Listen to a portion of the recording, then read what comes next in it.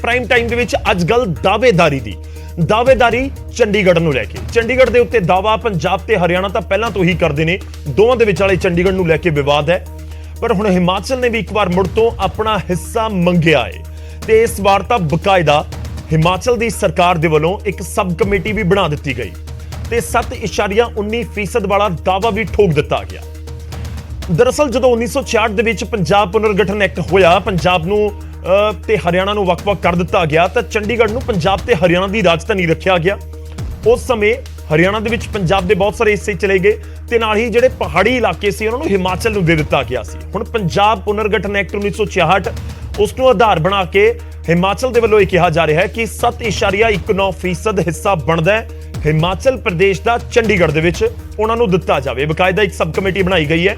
ਇਹ ਕਮੇਟੀ ਘੋਖ ਕਰੇਗੀ, ਉਸ ਪੂਰੇ ਪੁਨਰਗਠਨ ਐਕਟ ਨੂੰ ਪੜ੍ਹੇਗੀ, ਵਿਚਾਰੇਗੀ। ਉਸ ਦੇ ਬਾਅਦ ਇਹ ਹਾਲੀਅਤ ਤਰੀਕਾ ਲੱਭੇਗੀ ਕਿ ਕਿਸ ਤਰੀਕੇ ਨਾਲ ਚੰਡੀਗੜ੍ਹ ਦੇ ਉੱਤੇ 7.19% ਆਪਣੀ ਹਿੱਸੇਦਾਰੀ ਲਈ ਜਾ ਸਕਦੀ ਹੈ। ਅੱਜ ਚਰਚਾ ਕਰਾਂਗੇ ਕਿ ਜੋ ਦਾਅਵਾ ਕੀਤਾ ਜਾ ਰਿਹਾ ਹੈ ਹਿਮਾਚਲ ਦੇ ਵੱਲੋਂ ਉਸ ਦੇ ਵਿੱਚ ਦਮ ਕਿੰਨਾ ਹੈ, ਕਿ ਬਾਕੀ ਕੋਈ ਅਜਿਹਾ ਵੀ ਕਲੌਜ਼ ਹੈ ਉਸ ਪੁਨਰਗਠਨ ਐਕਟ ਦੇ ਵਿੱਚ ਜਿਸ ਦੇ ਜ਼ਰੀਏ ਹਿਮਾਚਲ ਦੇ ਖਾਤੇ ਚੰਡੀਗੜ੍ਹ ਦਾ ਇੱਕ ਹਿੱਸਾ ਜਾ ਸਕਦਾ ਹੈ 7.19% ਵਾਲਾ। ਦਰਅਸਲ ਚੰਡੀਗੜ੍ਹ ਦੇ ਵਿੱਚ ਯੂਨੀਅਨ ਟੈਰੀਟਰੀ ਹੈ, ਪਰ ਇੱਥੇ ਜਿਹੜੇ EMPLOYEES ਹੁੰਦੇ ਨੇ ਉਹਨਾਂ ਨੂੰ ਲੈ ਕੇ ਇੱਕ ਰੇਸ਼ੋ ਪੰਜਾਬ ਤੇ ਹਰਿਆਣਾ ਦੇ ਵਿੱਚ ਵਾਲੀ ਜ਼ਰੂਰ ਹੈ। 60-40 ਦੀ ਆਮ ਤੌਰ ਤੇ ਰੇਸ਼ੋ ਕਹੀ ਜਾਂਦੀ ਹੈ ਤੇ 60-40 ਦੇ ਇਸ ਰੇਸ਼ੋ ਦੇ 60% ਪੰਜਾਬ, 40% ਹਰਿਆਣਾ। 60-40 ਦੇ ਇਸ ਰੇਸ਼ੋ ਦੇ ਵਿਚਾਲੇ ਹੁਣ ਹਿਮਾਚਲ ਦੀ ਵੀ ਐਂਟਰੀ ਹੈ ਕਿ ਹਿਮਾਚਲ ਨੂੰ 7% ਦੇ ਕਰੀਬ ਉਸ ਦਾ ਹਿੱਸਾ ਮਿਲੇਗਾ। ਦੂਜੇ ਪਾਸੇ ਕਿਉਂਕਿ ਪੰਜਾਬ ਬਹੁਤ ਕਲੀਅਰ ਕਰ ਰਿਹਾ ਹੈ ਕਿ ਨਹੀਂ, ਪੰਜਾਬ ਦਾ ਹੀ ਹੱਕ ਹੈ ਚੰਡੀਗੜ੍ਹ ਦੇ ਉੱਤੇ, ਹਿਮਾਚਲ ਦਾ ਕੋਈ ਹੱਕ ਨਹੀਂ, ਸਿਰੇ ਤੋਂ ਖਾਰਿਜ ਕੀਤਾ ਜਾ ਰਿਹਾ ਹੈ। ਨੈਕਸਟ ਪੁਆਇੰਟ, ਹੁਣ ਨਜ਼ਰ ਹਿਮਾਚਲ ਦੇ ਵਾਲੇ ਦਾਅਵੇ ਦੀ ਹਰਿਆਣਾ ਤੇ ਵੀ ਹੋਏਗੀ ਕਿ ਹਰਿਆਣਾ ਦਾ ਸਾਥ ਹਿਮਾਚਲ ਨੂੰ ਮਿਲਦਾ ਹੈ ਕਿ ਵਾਕਈ ਕੋਈ ਇਸ ਤਰੀਕੇ ਦੀ ਰਣਨੀਤੀ ਘੜੀ ਜਾ ਰਹੀ ਹੈ ਚੰਡੀਗੜ੍ਹ ਨੂੰ ਲੈ ਕੇ। ਅੱਜ ਚਰਚਾ ਇਸ ਦੇ ਉੱਤੇ ਹੋਏਗੀ। ਸ਼ੁਰੂਆਤ ਅਸੀਂ ਇੱਕ ਰਿਪੋਰਟ ਦੇ ਨਾਲ ਕਰਨ ਜਾ ਰਹੇ ਹਾਂ। ਅੱਜ ਗੱਲ ਇਸ ਪੁਨਰਗਠਨ ਐਕਟ ਦੀ ਕਰਾਂਗੇ ਕਿਉਂਕਿ ਕਿਹਾ ਜਾਂਦਾ ਹੈ ਜਾਣਕਾਰਾਂ ਦੇ ਵੱਲੋਂ ਕਿ ਪੁਨਰਗਠਨ ਐਕਟ ਕੁਝ ਸਮੇਂ ਦੇ ਲਈ ਸੀ ਕਿ ਉਸ ਨੂੰ ਬਾਅਦ ਦੇ ਵਿੱਚ ਇੱਕ ਪਰਮਾਨੈਂਟ ਦੇ ਤੌਰ ਦੇ ਉੱਤੇ ਲੈ ਲਿਆ ਗਿਆ ਕਿ ਉਸ ਦੇ ਵਿੱਚ ਜੋ ਅਮੈਂਡਮੈਂਟਸ ਹੋਣੀਆਂ ਚਾਹੀਦੀਆਂ ਸੀ ਉਸ ਤਰੀਕੇ ਨਾਲ ਨਹੀਂ ਹੋਈਆਂ। ਇਹ ਜਾਣਕਾਰ ਕਹਿੰਦੇ ਨੇ, ਉਹ ਵੀ ਸਮਝਣ ਦੀ ਕੋਸ਼ਿਸ਼ ਕਰਾਂਗੇ ਕਿ ਵਾਕਈ ਇਸ ਤਰੀਕੇ ਨਾਲ ਹੈ ਜਾਂ ਨਹੀਂ ਹੈ, ਕਿਉਂਕਿ ਇਹ ਕਿਹਾ ਜਾ ਰਿਹਾ ਕਿ ਇਹ 66 ਦੇ ਵਿੱਚ ਬੀਜੇ ਗਏ ਕੰਡੇ ਨੇ ਜਿਸ ਨੂੰ ਲੈ ਕੇ ਪੂਰਾ ਵਿਵਾਦ ਹੈ ਤੇ ਹੁਣ ਹਿਮਾਚਲ ਚੰਡੀਗੜ੍ਹ ਮੰਗ ਰਿਹਾ ਹੈ।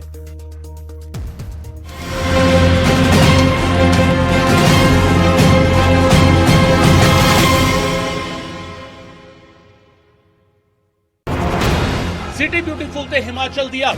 चंडीगढ़ के पे भी हमारा हक है और बिजली पे भी हमारा हक है, पानी पे भी हमारा हक है। हरियाणा पंजाब रह गए हक्के बक्के। जल्दी तो वो गल है भी ना 3 च ना 13 च ना 15 च ना 17 चंडीगढ़ ना इन्हां दा लेना देना ही कोई नहीं। हिमाचल ने लाए सियासी चौके छक्के। पानी भी हमें मिलना चाहिए और जो उसके होगा फैसला तो माननीय उच्चतम न्यायालय के पास होगा।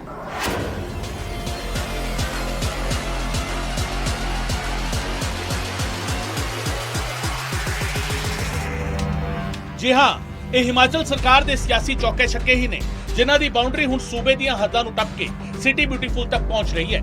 शिमला विच बैठण वाली हिमाचल कैबिनेट दी सब कमेटी नूं तां बाकायदा काम सौंप दिता गया चंडीगढ़ ते हक जमाण दी मुहिम लई ग्राउंड तैयार करन दा।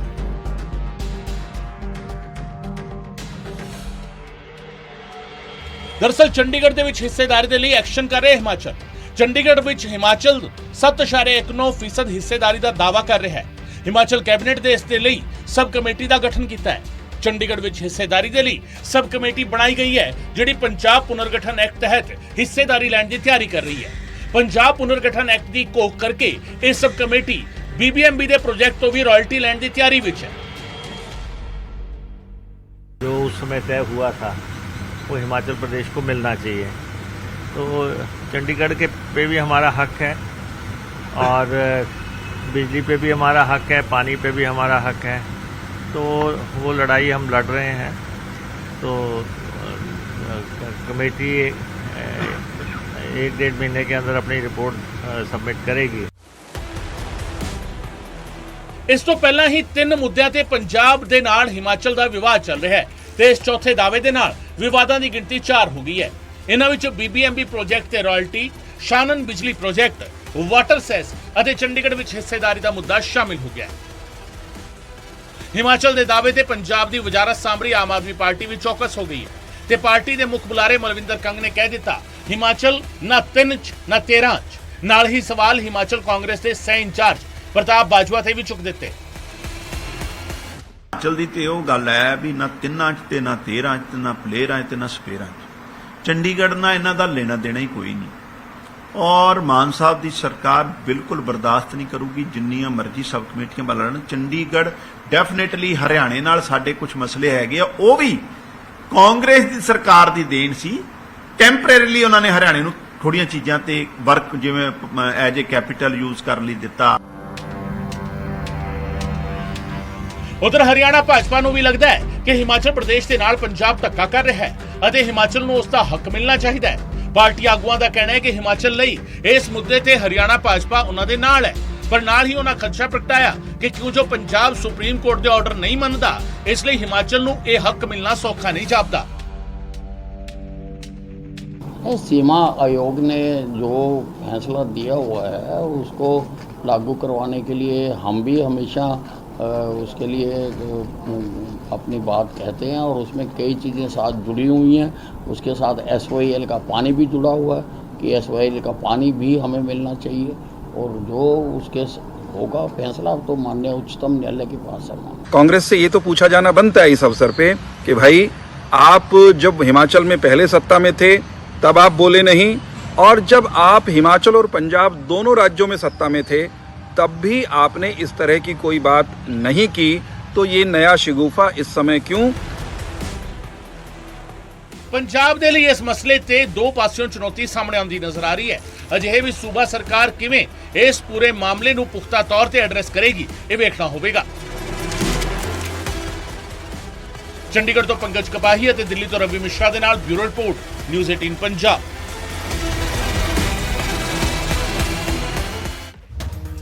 ਇੱਥੇ ਦਿਲਚਸਪ ਗੱਲ ਇਹ ਵੀ ਹੈ ਕਿ ਹਿਮਾਚਲ ਦੇ ਵੱਲੋਂ ਇੱਕ ਤੋਂ ਬਾਅਦ ਇੱਕ ਕਈ ਮੁੱਦੇ ਅਜਿਹੇ ਚੁੱਕੇ ਜਾ ਰਹੇ ਨੇ ਜੋ ਪੰਜਾਬ ਦੇ ਨਾਲ ਦੋਵੇਂ ਸੂਬਿਆਂ ਦੇ ਵਿੱਚ ਵਾਲੇ ਰੇੜਕਾ ਜਾਂ ਰੇੜਕੇ ਦੀ ਵਜ੍ਹਾ ਬਣ ਸਕਦੇ ਨੇ। BBMB, royalty, water cess, Chandigarh ਦਾ ਇਸ਼ੂ, ਤਾਂ ਇਹ ਸਾਰੇ ਇਸ਼ੂਜ਼ ਚੁੱਕੇ ਜਾ ਰਹੇ ਨੇ। ਅੱਜ ਦੀ ਚਰਚਾ ਦੇ ਵਿੱਚ ਇਹਨਾਂ ਦੇ ਉੱਤੇ ਗੱਲਬਾਤ ਕਰਨ ਦੀ ਕੋਸ਼ਿਸ਼ ਕਰਾਂਗੇ। ਸ਼ੁਰੂਆਤ ਕਰਦੇ ਹਾਂ, ਪਰ ਪਹਿਲਾਂ ਗੱਲ ਡਿਬੇਟ ਪੁਆਇੰਟਸ ਦੀ, ਜਿਨ੍ਹਾਂ ਦੇ ਉੱਤੇ ਫੋਕਸ ਸਾਡਾ ਰਹੇਗਾ ਇਹ ਪੂਰੀ ਚਰਚਾ ਦਾ। ਡਿਬੇਟ ਪੁਆਇੰਟਸ, ਚੰਡੀਗੜ੍ਹ ਦਾ ਰੌਲਾ ਇੱਕ ਨਜ਼ਰ ਆਉਂਦਾ ਹੈ ਤੇ ਚੰਡੀਗੜ੍ਹ ਤੇ ਹਿਮਾਚਲ ਦਾ ਦਾਅਵਾ ਜੋ ਕੀਤਾ ਜਾ ਰਿਹਾ ਹੈ, ਚਾਹੇ 7.7% ਵਾਲਾ, ਉਹ ਕਿੰਨਾ ਦਮਦਾਰ ਹੈ, ਕਿੰਨਾ ਮਜ਼ਬੂਤ ਹੈ। ਦੂਜਾ ਡਿਬੇਟ ਪੁਆਇੰਟ ਜਿਸ ਦੇ ਉੱਤੇ ਗੱਲਬਾਤ ਹੋਏਗੀ, ਇੰਨੇ ਸਾਲ ਬਾਅਦ ਹੱਕ ਕਿਉਂ ਜਤਾਇਆ ਜਾ ਰਿਹਾ। ਹਾਲਾਂਕਿ ਪਹਿਲਾਂ ਵੀ ਗੱਲਬਾਤ ਹੋਈ ਹੈ ਜਾਂ ਕਹੀਏ ਕਿ ਚਰਚਾ ਹੁੰਦੀ ਰਹੀ, ਪਰ ਦੂਜੇ ਪਾਸੇ ਇੰਨੇ ਸਾਲ ਬਾਅਦ ਇੱਕ ਸਬ ਕਮੇਟੀ ਬਣਾ ਦਿੱਤੀ ਗਈ। ਇਹ ਵੀ ਇੱਕ ਜ਼ਰੂਰ ਸਵਾਲ ਉੱਠਦਾ ਹੈ ਕਿ ਆਖਿਰ ਹੁਣ ਜਾ ਕੇ ਕਿਉਂ ਯਾਦ ਆ ਰਿਹਾ ਹੈ। ਤੇ ਇਸ ਦੇ ਨਾਲ ਹੀ ਸਵਾਲ ਇਹ ਵੀ ਇੱਕ ਡਿਬੇਟ ਪੁਆਇੰਟ ਜਿਸ ਦੇ ਉੱਤੇ ਗੱਲਬਾਤ ਕਰਾਂਗੇ। ਤੀਜਾ ਡਿਬੇਟ ਪੁਆਇੰਟ ਕਿ ਚੰਡੀਗੜ੍ਹ ਦਾ ਰੌਲਾ ਮੁੱਕੇਗਾ ਕਿਵੇਂ, ਕਦੋਂ ਮੁੱਕੇਗਾ, ਕਿਵੇਂ ਕੋਈ ਹੱਲ ਨਿਕਲ ਸਕਦਾ ਹੈ। ਪੰਜਾਬ, ਹਰਿਆਣਾ ਤੇ ਹੁਣ ਹਿਮਾਚਲ ਦੀ ਵੀ ਐਂਟਰੀ ਇਸ ਦੇ ਵਿੱਚ ਹੋ ਚੁੱਕੀ ਹੈ।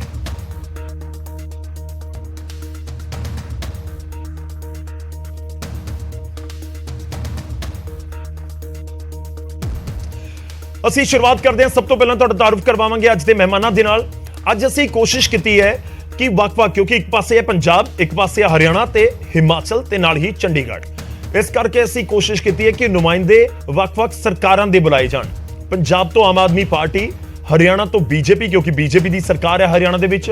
ਹਿਮਾਚਲ ਪ੍ਰਦੇਸ਼ ਨੂੰ ਰਿਪਰੈਜ਼ੈਂਟ ਕਰਨ ਦੇ ਲਈ ਕਾਂਗਰਸ ਦੇ ਨੁਮਾਇੰਦੇ ਸਾਡੇ ਨਾਲ ਹੋਣਗੇ, ਕਿਉਂਕਿ ਕਾਂਗਰਸ ਦੀ ਹਿਮਾਚਲ ਦੇ ਵਿੱਚ ਸਰਕਾਰ ਹੈ। ਉੱਥੇ ਚੰਡੀਗੜ੍ਹ ਤੋਂ ਅਸੀਂ ਕੋਸ਼ਿਸ਼ ਕਰ ਰਹੇ ਹਾਂ ਕਿ ਇੱਕ ਸੀਨੀਅਰ ਵਕੀਲ ਸਾਡੇ ਨਾਲ ਜੁੜਨ, ਉਹਨਾਂ ਦੇ ਨਾਲ ਵੀ ਗੱਲਬਾਤ ਕਰਨ ਦੀ ਕੋਸ਼ਿਸ਼ ਇਸ ਪੂਰੇ ਮੁੱਦੇ ਉੱਤੇ ਹੋਏਗੀ, ਖਾਸ ਤੌਰ ਤੇ ਪੁਨਰਗਠਨ ਐਕਟ ਦੇ ਇਸ਼ੂ ਤੇ।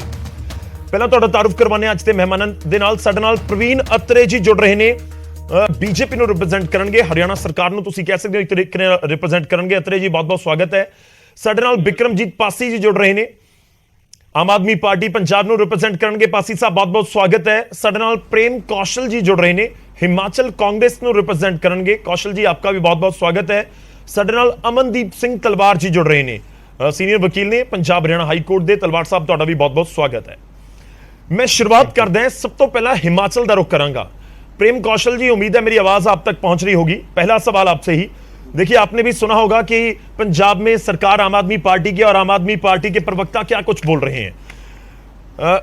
मैं शुरुआत यहीं से करता हूं कि आधार क्या है, वो 7.19% वाला आधार क्या है क्योंकि पंजाब की सरकार या उनके जो प्रवक्ता हैं वो कह रहे हैं कि आप ना 3 में है ना 13 में है, क्यों अब आके चंडीगढ़ के ऊपर अपना हक जता रहे हैं? देखिए, ऐसा है, पंजाब रीऑर्गेनाइजेशन जो एक्ट है जी, उसमें जब पंजाब के कुछ हिस्से हिमाचल में मिलाए गए और बड़ा हिमाचल प्रदेश बना, उसमें आधार लिया गया 7.19 प्रोपोर्शन जो है वो पॉपुलेशन का है, जो पॉपुलेशन हिमाचल प्रदेश में शामिल हुई पंजाब से, और उसी बेसिस के ऊपर जो है 7.19% जो शेयर हिमाचल का है, वो हिमाचल, चाहे वो पानी का मसला है, चाहे वो बिजली का मसला है या और दूसरे रिसोर्सेज हैं, उनमें क्लेम करता है। और हमारे इस क्लेम को पावर के मसले में सुप्रीम कोर्ट ने भी जायज ठहराया है। रही चंडीगढ़ की बात, तो 1993 तक, 1993 तक हिमाचल प्रदेश के जो कर्मचारी हैं वो डेपुटेशन पे चंडीगढ़ में लिए जाते थे। 93 के बाद ये सिलसिला बंद हुआ।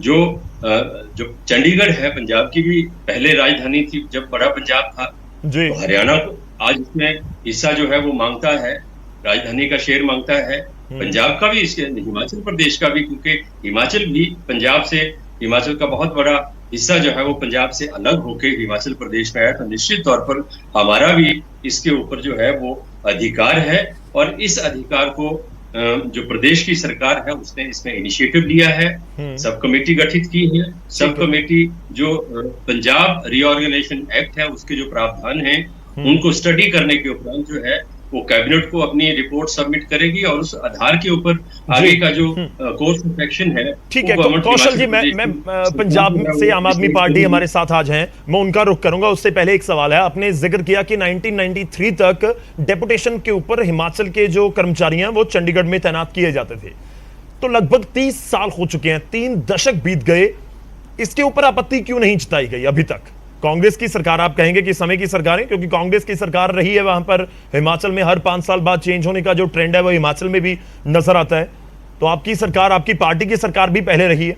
लोग ये भी जानना चाहते होंगे कि 30 साल से आपने डेपुटेशन का मसला नहीं उठाया, आज चंडीगढ़ आपको चाहिए 7.19%। देखिए, चंडीगढ़ के मसले को लेकर समय समय के ऊपर हिमाचल प्रदेश की सरकारें इस मसले को उठाती रही हैं, केंद्र के साथ भी, पंजाब सरकार के साथ भी। और देखिए, किसी चीज का कोई, अब हमारा जो बीबीएमबी में जो हमारा 7.19% हमें जो मिला है वो भी एक लड़ाई के बाद मिला। हमारी सरकार 1996 में सुप्रीम कोर्ट में गई, कांग्रेस पार्टी की गवर्नमेंट थी, जब ये नेगोशिएशन से बात नहीं बनी तो सुप्रीम कोर्ट ने हिमाचल सरकार के पक्ष में फैसला दिया, 2.1 से बढ़ाकर अब 7.19% जो शेयर है वो हमें आज मिल रहा है। तो ये देर आए दुरुस्त आए, कोई बात नहीं। अगर पहले इनिशिएटिव नहीं लिया गया या पहले बड़ी मजबूती के साथ इस मुद्दे को नहीं उठाया गया, वो एक अलग बात है। आज हिमाचल प्रदेश की जो सरकार है, उस सरकार ने और माननीय मुख्यमंत्री ने इसको प्राथमिकता के आधार पर जो हमारे इश्यूज हैं दूसरी स्टेट्स के साथ और खासकर ये पंजाब के साथ ज्यादा है, उन इश्यूज को आकर उनको सेटल करने की एक पहल जो है वो की है, और ये होने चाहिए। ठीक है सर, मैं आपके पास वापस आता हूं। आम आदमी पार्टी का रुख करते हैं, पासी साहब साडे नाल ने। पासी जी, हिमाचल मंग रहा चंडीगढ़ का हिस्सा, तर्क दिता जा रहा है 7.19% पॉपुलेशन का, कह रहे हैं कि जेकर सुप्रीम कोर्ट के आदेशों तो बाद अलग अलग थावां ते 7.19% मिलिया है अधिकार, तो फिर चंडीगढ़ दे विच भी चाहिए। गौरव जी, बिल्कुल निराधार आधार है इन्हां दा, निराधार गल कर रहे हैं। ये बीबीएमबी नूं तुसीं चंडीगढ़ कैपिटल दे नाल नहीं कंपेयर कर सकते। हिमाचल ਤਾਂ ਜਦੋਂ ਪੰਜਾਬ ਪੁਨਰਗਠਨ ਐਕਟ ਹੋਇਆ, ਹਿਮਾਚਲ ਯੂਨੀਅਨ ਟੈਰੀਟਰੀ ਸੀ। 1971 ਦੇ ਵਿੱਚ ਹਿਮਾਚਲ ਪੂਰਨ ਸਟੇਟ ਬਣਿਆ। ਮੈਂ ਇਹਨਾਂ ਨੂੰ ਯਾਦ ਕਰਾਵਾਂ, ਮੈਂ ਇਹਨਾਂ ਨੂੰ ਇਹ ਵੀ ਦੱਸ ਦੇਣਾ ਕਿ ਜਿਹੜਾ ਚੰਡੀਗੜ੍ਹ ਕੈਪੀਟਲ ਬਣਿਆ ਸੀ, ਇਹ ਪੰਜਾਬ ਦੇ ਖਰੜ ਤਹਿਸੀਲ ਦੇ 22 ਪਿੰਡਾਂ ਨੂੰ ਲੈ ਕੇ ਬਣਾਈ ਗਈ ਸੀ, ਔਰ ਇਹਦਾ ਮਕਸਦ ਵੀ ਪੰਜਾਬ ਦੀ ਕੈਪੀਟਲ ਬਣਾਉਣਾ ਸੀਗਾ 1948 ਦੇ ਵਿੱਚ, ਤੁਹਾਡੇ ਯਾਦ ਹੋਏਗਾ। ਔਰ ਜਦੋਂ 7 ਅਕਤੂਬਰ 1953 ਨੂੰ ਮਹਾਮਹਿਮ ਰਜਿੰਦਰ ਪ੍ਰਸਾਦ ਜੀ ਨੇ ਉਦਘਾਟਨ ਕੀਤਾ ਸੀ, ਉਦੋਂ ਵੀ ਇਹ ਪੰਜਾਬ ਦੀ ਕੈਪੀਟਲ ਕਿਹਾ ਗਿਆ ਸੀ। ਉਸ ਤੋਂ ਬਾਅਦ ਜਦੋਂ ਗੌਰਵ ਜੀ ਪੰਜਾਬ ਪੁਨਰਗਠਨ ਐਕਟ ਪਾਸ ਹੋਇਆ, ਹਿਮਾਚਲ ਨੂੰ ਅਸੀਂ ਏਰੀਆ ਦਿੱਤਾ। ਸ਼ਿਮਲਾ ਵੀ ਸਾਡਾ ਸੀ, ਕਸੌਲੀ ਵੀ ਸਾਡਾ ਸੀ, ਕੰਡਾ ਘਾਟ ਵੀ ਸਾਡਾ ਸੀ, ਇਹਨਾਂ ਨੂੰ ਦੱਸਦਾ ਨਾਲਾਗੜ੍ਹ ਵੀ ਸਾਡਾ ਸੀ। ਇੱਥੋਂ ਤੱਕ ਕਿ ਕਾਂਗੜਾ ਗੁਰਮੁਖੀ ਲਿਪੀ ਬੋਲੀ ਜਾਂਦੀ ਸੀ। ਹੂੰ ਇਹ ਜਿਹੜਾ ਗੱਲ ਕਰ ਰਿਹਾ ਨਾ, ਇੰਨਾ ਏਰੀਆ ਹਿਮਾਚਲ ਨੂੰ ਪੈਪਸੂ ਦੀ ਸਟੇਟਸ ਤੋਂ ਗਿਆ, ਪੰਜਾਬ ਤੋਂ ਗਿਆ, ਜਿਹੜਾ ਪੈਪਸੂ ਦੀ ਸਟੇਟ ਤੋਂ ਗਿਆ, ਜਿਹੜਾ 1948 ਤੋਂ 1956 ਤੱਕ ਚੱਲਿਆ ਸੀ। ਇਸ ਤੋਂ ਬਾਅਦ ਮੈਂ ਇਹਨਾਂ ਨੂੰ ਇੱਕ ਹੋਰ ਚੀਜ਼ ਦੱਸ ਦਿੰਦਾ ਕਿ ਜਦੋਂ ਪੁਨਰਗਠਨ ਐਕਟ ਹੋਇਆ, ਉਦੋਂ ਵੀ ਇਹ ਗੱਲ ਹੋਈ ਸੀ ਕਿ ਜਿਹੜਾ ਯੂਟੀ ਬਣਾਇਆ ਗਿਆ ਚੰਡੀਗੜ੍ਹ ਨੂੰ, ਉਹ ਟੈਂਪਰੇਰੀ ਹੈ। ਉਸ ਤੋਂ ਬਾਅਦ ਫਿਰ 29 ਜਨਵਰੀ 1970 ਨੂੰ ਕੇਂਦਰ ਸਰਕਾਰ ਨੇ ਨੋਟੀਫਿਕੇਸ਼ਨ ਕਰਤਾ ਸੀ ਕਿ ਜਿਹੜਾ ਚੰਡੀਗੜ੍ਹ ਹੈ ਉਹ ਪੰਜਾਬ ਦੀ ਕੈਪੀਟਲ ਰਹੇਗਾ, ਹਰਿਆਣਾ ਆਪਣੀ ਆਲਟਰਨੇਟ ਕੈਪੀਟਲ ਬਣਾ ਲੇ, ਔਰ ਹਰਿਆਣਾ ਨੂੰ 10 ਕਰੋੜ ਰੁਪਇਆ ਆਰਥਿਕ ਸਹਾਇਤਾ ਔਰ 10 ਕਰੋੜ ਰੁਪਏ ਦਾ ਲੋਨ ਦੇਣ ਦੀ ਗੱਲ ਹੋ ਗਈ ਸੀ। ਲੇਕਿਨ ਉਹਦੇ ਵਿੱਚ ਵੀ ਉਸ ਟਾਈਮ ਵੀ ਕਾਂਗਰਸ ਦੀ ਸਰਕਾਰ ਸੀ ਕੇਂਦਰ ਦੇ ਵਿੱਚ ਵੀ, ਉੱਥੇ ਉਹਨਾਂ ਨੇ ਇੱਕ ਗੱਲ ਕੀ ਕੀਤੀ ਕਿ ਲਿਮਿਟ, ਇੱਕ ਮਿੰਟ ਗੌਰਵ ਜੀ, ਇੱਕ ਮਿੰਟ, ਲੈਟ ਮੀ ਕੰਪਲੀਟ। ਉੱਥੇ ਉਹਨਾਂ ਨੇ ਲਿਮਿਟ ਕਿਆ ਕੀਤੀ ਕਿ ਇਹਦਾ ਲਿਮਿਟ ਨਹੀਂ ਰੱਖੀ ਕਿ ਇੰਨੀ ਦੇਰ ਦੇ ਵਿੱਚ ਬਣਾਣਗੇ। ਔਰ ਅੱਜ ਵੀ ਜਿਹੜਾ ਹੈ ਹਿਮਾਚਲ ਦੀ ਸਰਕਾਰ ਔਰ ਪੰਜਾਬ ਦੀ ਕਾਂਗਰਸ, ਜਿਨ੍ਹਾਂ ਦੇ ਵਿੱਚ ਕਾਮਨ ਕੜੀ ਆ ਸਰਦਾਰ ਪ੍ਰਤਾਪ ਸਿੰਘ ਜੀ ਬਾਜਵਾ, ਇਹ ਪੰਜਾਬ ਦੇ ਹਿੱਤਾਂ ਤੇ ਡਾਕਾ ਮਾਰਨ ਲਈ ਮਿਲੀ ਜੁਲੀ ਖੇਲ ਰਹੇ ਆ ਤਾਂ ਜੋ ਪੰਜਾਬ ਨੂੰ ਸਥਿਰ ਨਾ ਰਹਿਣ ਦਿੱਤਾ ਜਾਵੇ। ਅੱਜ ਵੀ ਇਹਨਾਂ ਦਾ ਨਾ ਕੋਈ ਆਧਾਰ ਹੈ, ਨਾ ਇਹਨਾਂ ਦਾ ਕੋਈ ਹੱਕ ਹੈ, ਨਾ ਇਹਨਾਂ ਨੂੰ 1 ਇੰਚ ਮਿਲਣਾ ਹੈ। ਤੁਸੀਂ ਰੋਡ ਮੈਪ ਦੱਸੋ ਸਰ ਲੋਕਾਂ ਨੂੰ, 7.19% ਨੂੰ ਰੋਕੋਗੇ ਕਿਵੇਂ? 7.19% ਹੈ ਜਿਹੜਾ ਉਹ ਪਾਣੀ ਦੇ ਮਸਲੇ ਤੇ ਹੋਇਆ ਸੀ, ਕਿਉਂਕਿ ਇਹਨਾਂ ਨੂੰ ਮੈਂ ਸਮਝਾ ਦੇਣਾ ਹਿੰਦੀ ਦੇ ਵਿੱਚ। ਕਾਮਨ ਆ ਗਿਆ ਨਾ ਸਰ, 7.19% ਪੋਪੂਲੇਸ਼ਨ, 7.19% ਪਾਣੀ ਵਾਲਾ ਮਸਲਾ, ਤੇ ਉਸੇ ਨੂੰ ਆਧਾਰ ਬਣਾ ਕੇ ਕਹਿੰਦੇ ਨੇ 7.19% ਚੰਡੀਗੜ੍ਹ ਤੇ ਕਬਜ਼ਾ ਜਾਂ ਚੰਡੀਗੜ੍ਹ ਤੇ ਹੱਕ। ਚੰਡੀਗੜ੍ਹ ਤਾਂ ਹਿਮਾਚਲ ਦਾ ਕਦੇ ਰਿਹਾ ਹੀ ਨਹੀਂ, ਕਦੇ ਡਿਸਕਸ ਹੀ ਨਹੀਂ ਹੋਇਆ। 60-40 ਦੀ ਰੇਸ਼ੋ ਪੰਜਾਬ ਔਰ ਹਰਿਆਣਾ ਦੀ ਰਹੀ ਹੈ, ਉਹਦੇ ਵੀ ਪੰਜਾਬ ਦਾ ਹੱਕ ਸੀਗਾ। ਇਹਨਾਂ ਦਾ ਦੱਸੋ ਕਿੱਥੇ ਅੱਜ ਤੱਕ 7.19%? ਔਰ ਦੂਸਰੀ ਚੀਜ਼, ਇਹਨਾਂ ਕੋਲੇ ਏਰੀਆ ਪੋਪੂਲੇਸ਼ਨ ਤੋਂ ਕਿਤੇ ਵੱਧ ਗਿਆ ਹੈ। ਅਗਰ ਤੁਸੀਂ ਏਰੀਆ ਮੰਨੋਗੇ, ਪੈਪਸੂ ਦਾ ਏਰੀਆ 26,208 ਕਿਲੋਮੀਟਰ ਦਾ ਸੀ, ਜਿਸ ਦਾ ਮੇਜਰ ਪੋਰਸ਼ਨ ਹਿਮਾਚਲ ਨੂੰ ਦਿੱਤਾ ਗਿਆ ਸੀ। ਉਦੋਂ ਵੀ ਪੰਜਾਬ ਨਾਲ ਧੱਕਾ ਹੋਇਆ ਸੀ। 1970 ਚ ਵੀ ਪੰਜਾਬ ਨਾਲ ਧੱਕਾ ਹੋਇਆ ਕਿ ਲਿਮਿਟ ਬਣਾ ਦੇਣੀ ਚਾਹੀਦੀ ਸੀ ਕਿ ਹਰਿਆਣਾ 5 ਸਾਲ ਦੇ ਵਿੱਚ ਆਪਣੀ ਕੈਪੀਟਲ ਬਣਾਏ। ਇਹ ਤਾਂ ਬਿਲਕੁਲ ਕੰਗ ਸਾਹਿਬ ਕਲੀਅਰ ਕਹਿ ਕੇ ਗਏ, ਨਾ 3 ਚ, ਨਾ 13 ਚ, ਨਾ ਖੇਡਾਂ ਚ, ਖਿਡਾਰੀਆਂ ਚ, ਨਾ ਪਲੇਅਰਾਂ ਚ। ਠੀਕ ਹੈ, ਚਲੋ ਥੋੜਾ ਜਿਹਾ ਵੇਟ ਕਰੋ, ਤੁਹਾਡੀ ਗੱਲ ਆ ਗਈ। ਮੈਂ ਕੌਸ਼ਲ ਸਾਹਿਬ ਦਾ ਰੁਕ ਕਰਾਂਗਾ, ਇੱਕ ਵਾਰ ਸਾਰਿਆਂ ਨੂੰ ਐਡ ਕਰਾਂ। ਪਹਿਲਾਂ ਮੈਂ प्रवीण अत्री जी का रुख करदा। प्रवीण जी, हरियाणा सरकार का साथ क्या हिमाचल को मिलेगा इस मुद्दे के ऊपर? देखिए, जब 60-40 की रेशो का जिक्र हो रहा है तो इसका सीधा सा मतलब है कि अगर 7.19% हिमाचल को जाएगा तो कुछ हिस्सा हिमाचल में जाएगा हरियाणा का, कुछ पंजाब का। देखिए शुक्ला जी, हिमाचल की डिमांड करने से पहले कुछ बिंदुओं पे अगर हम ध्यान दें तो कहीं ना कहीं हिमाचल सरकार की मंशा पे शक तो पैदा होता है। जो 7.19% का दावा चंडीगढ़ पे किया गया, अब वो सुधार बना रहे हैं बीबीएमबी के अंदर पावर के हिस्से का। 2011 में माननीय सुप्रीम कोर्ट ने 7.19 पावर शेयर जो है उसके बारे में बात कही जी। अगर हिमाचल सरकार को लगता है कि उस आधार पे उनका कोई दावा बनता है तो कोर्ट में चले जाएं। पहले भी वो जैसा कह रहे हैं कि माननीय सुप्रीम कोर्ट ने उनके पावर शेयर को जस्टिफाई किया है, जाइए कोर्ट में जाके वहां से डिसीजन ले लें। तो मुझे लगता है कि यहाँ पे जो हिमाचल सरकार है उसकी मंशा पे शक पैदा होता है, बिल्कुल होता है। लेकिन यहाँ पे भी आम आदमी पार्टी के जो साफ बात कर रहे थे, उन्होंने देखिए बड़ी साफ मतलब इसको कहते हैं शब्दों की चतुराई। उन्होंने शब्दों की चतुराई क्या की कि साहब पंजाब की खरड़ तहसील के गाँव पे चंडीगढ़ बना, लेकिन एक बात बीच में से खा गए कि अंबाला जिला की खरड़ तहसील के गांवों में चंडीगढ़ बना। इस बात को अंबाला को बीच में से खा गए। अंबाला जिला कहां पे? हरियाणा में। और 1952 में जब चंडीगढ़ बना था, उस टाइम तो हरियाणा और पंजाब एक ही स्टेट थी, बिल्कुल कोई अलग अलग नहीं थी। तो मतलब अगर अंबाला डिस्ट्रिक्ट के गांवों पे चंडीगढ़ बनता है तो मतलब वो हरियाणा का भी है, पंजाब का भी है। और 1966 में पंजाब रीऑर्गेनाइजेशन एक्ट के अंदर, जिसका हवाला वो भी दे रहे थे 60 और 40 की रेशियो, तो उसमें 40% हिस्सा हरियाणा का है, 60% पंजाब का है। इस बात को सभी स्वीकार करते हैं, ठीक है। अब विषय क्या आ जाता है कि जो वो 60-40 का रेशियो है, अब बार बार एक बात कह रहे थे कि साहब 5 साल के अंदर हरियाणा को अपनी कैपिटल बनानी थी, 10 करोड़ रुपया मंजूर किया। हम तो आज भी ये कह रहे हैं कि हमारा कैपिटल हम अपनी बना लेंगे। हिंदी भाषी गांव जो हमें दिए गए थे, हमारे हिंदी भाषी गांव हमें दे दीजिए और हमारे 60-40% शेयर का पैसा दे दीजिए, हम बना लेते हैं अपनी अलग कैपिटल। हमने कब मना किया? लेकिन आप 40% जो हमारा चंडीगढ़ में शेयर है, चंडीगढ़ की एसेट्स पे जो हमारा अधिकार है, उसका पैसा दे दीजिए और हिंदी भाषी गांव दे दीजिए। तो यहाँ पे हरियाणा और देखिए, इस बात से नहीं करूंगा कि चंडीगढ़ में का भी उतना हक है जितना हरियाणा का है। लेकिन हिमाचल सरकार कहीं ना कहीं मुझे लगता है कि उनकी मंशा ठीक नहीं है, क्योंकि पहले भी कांग्रेस की सरकारें रही हैं, चंडीगढ़ के विषय में कभी बात नहीं हुई है। आपके मंत्री जी का बयान थोड़ा अलग था। वो अनिल विज को आपने सुना होगा, वो कह रहे थे कि ठीक है अदालत जाइए, वहां से जो फैसला आएगा हम उसको इंप्लीमेंट करवाएंगे या होना चाहिए वो।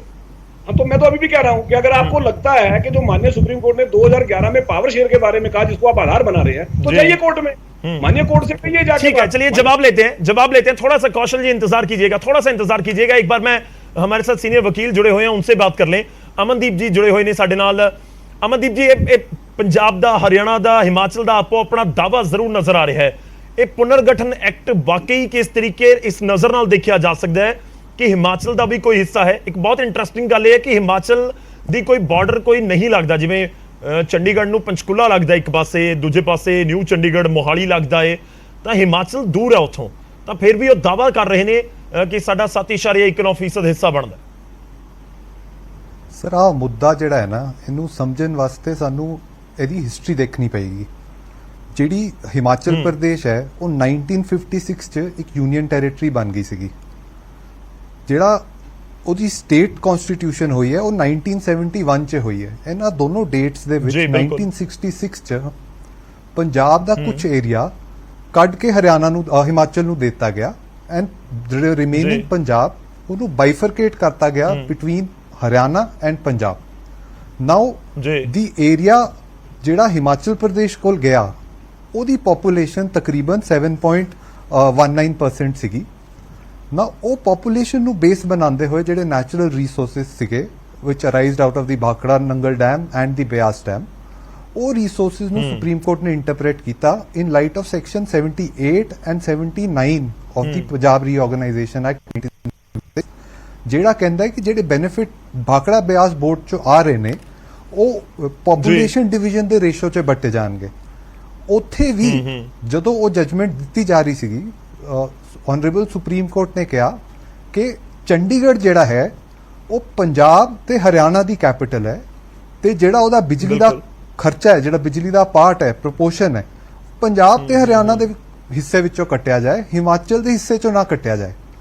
ਜਿਹੜਾ ਬਾਕੀ ਦਾ 1966 ਦਾ ਐਕਟ ਹੈ ਉਹ ਹਿਮਾਚਲ ਪ੍ਰਦੇਸ਼ ਨੂੰ ਕੋਈ ਚੰਡੀਗੜ੍ਹ ਤੇ ਪਰ ਸੇ ਰਾਈਟ ਨਹੀਂ ਦੇ ਰਿਹਾ, ਤੇ ਉਹਦਾ ਇੱਕ ਰੀਜ਼ਨ ਹੈ।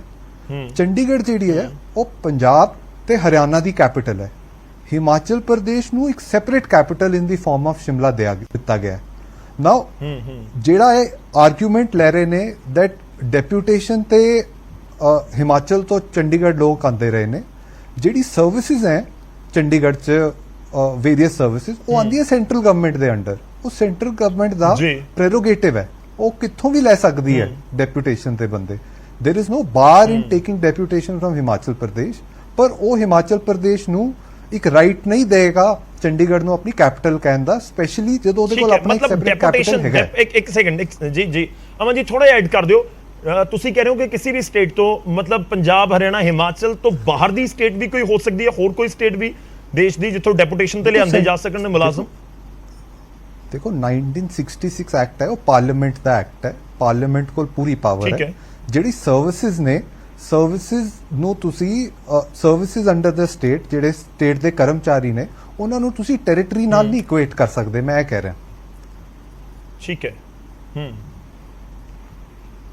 ਤੇ ਠੀਕ ਹੈ, ਤੁਹਾਡਾ ਪੁਆਇੰਟ ਆ ਗਿਆ ਸਰ। ਤੁਸੀਂ ਇੱਕ ਬਹੁਤ ਕਲੀਅਰ ਗੱਲ ਕਹੀ ਹੈ ਕਿ 7.19% ਵਾਲਾ ਜਿਹੜਾ ਚੰਡੀਗੜ੍ਹ ਦੇ ਉੱਤੇ ਇੰਪਲੀਮੈਂਟ ਨਹੀਂ ਹੁੰਦਾ, ਜਿਹੜਾ ਹੋਰ ਪਾਸੇ ਹੁੰਦਾ। ਮੈਂ ਤੁਹਾਡੇ ਕੋਲ ਵਾਪਸ ਆਵਾਂਗਾ ਇੱਕ ਵਾਰ। ਮੈਂ ਹਿਮਾਚਲ ਕਾਂਗਰਸ ਤੋਂ ਪ੍ਰੇਮ ਕਰ ਲਓ, ਤੁਸੀਂ ਕੰਪਲੀਟ ਕਰ ਲਓ। ਅਮਨ ਜੀ ਤੁਹਾਡੀ ਆਵਾਜ਼ ਆ ਰਹੀ ਹੈ, ਜੇਕਰ ਤੁਸੀਂ ਹੋਰ ਕੁਝ ਐਡ ਕਰਨਾ ਉਸ ਦੇ ਵਿੱਚ।